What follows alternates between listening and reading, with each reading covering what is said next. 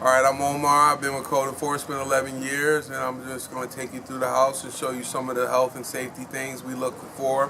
First of all, as we're going in, we're seeing the handrail is not supporting imposed loads and it's not structurally sound, so we would want to cite that.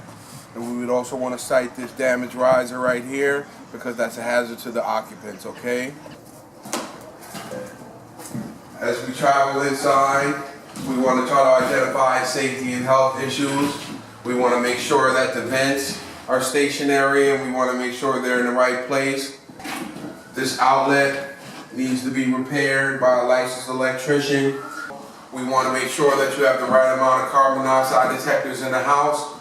The new rule with carbon monoxide detectors is if you have forced air or heating vent in that actual bedroom, then you are required to have a carbon monoxide detector in that bedroom as well. As we make our way into the kitchen, we want to make sure there's no leaks in the sink or leaks under the sink. And we want to make sure that they have a GFI outlet by any water source or any sink. Also, we would cite for this ceiling, the chip paint that exists on the ceiling. Let's head to the bathroom. Okay, the rule with the bathroom is either you have to have an openable window or mechanical ventilation.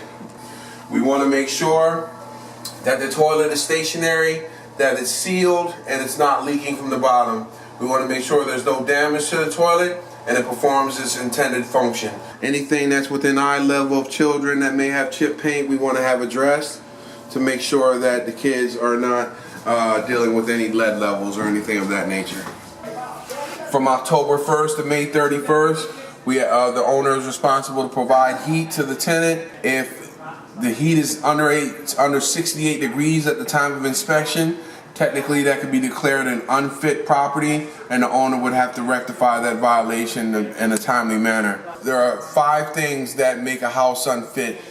One of them is no water, another one is a sewage backup, another one is no heat, another one is no electrical service, and the other one is a combination of violations. Let's head on upstairs.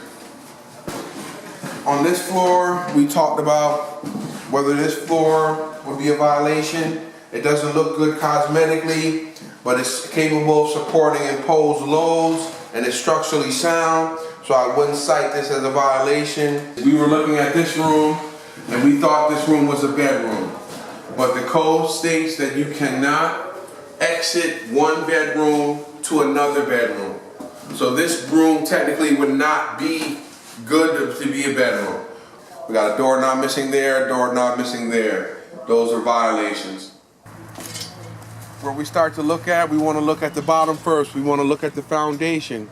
Make sure the foundation is structurally sound, capable of holding imposed loads, and it doesn't look like it has any holes where any rodents could get in. So that looks like a pretty good foundation in my opinion. We've been asked as code enforcement officials to do thorough inspections. So not only do we go to look for what people complain about, but we also look to do a thorough inspection to make sure we include anything that might be safety or health detrimental to the tenant. So as you can see, the roof is in pretty good shape. The chimney looks like it used a little bit of work at that section we're looking at towards the bottom, but as of right now, it looks pretty good.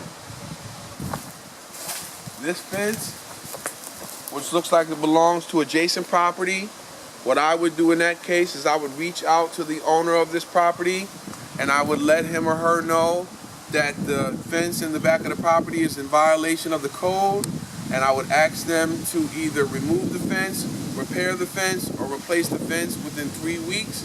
And if they couldn't do that, then they would be cited. They would be cited for the violation itself. One of the last things I wanted to show you is the tree issue that we have going all the way up the roof of this property and even extends onto the roof. Now, obviously this tree does not belong to this property, but what we've been trying to do as code enforcement officials is try to have a meeting of the minds between the owner of adjacent property and the owner of the property that's making a complaint and see if they can come together to share the cost for what it would take to remove these limbs off of the roof. But we all know that whatever branches that are over your property or onto your property or extend over to your property can be cut by you. Those are probably the things that we will look at in this house, and we've been able to identify today, and we look to do more of these in the future. And this has been a good experience because this has allowed us to show people how to identify code violations and what's the difference between a cosmetic or a code violation itself. And we were able to educate people and share a little time with the whole community. So I hope we get to do more of these in the future.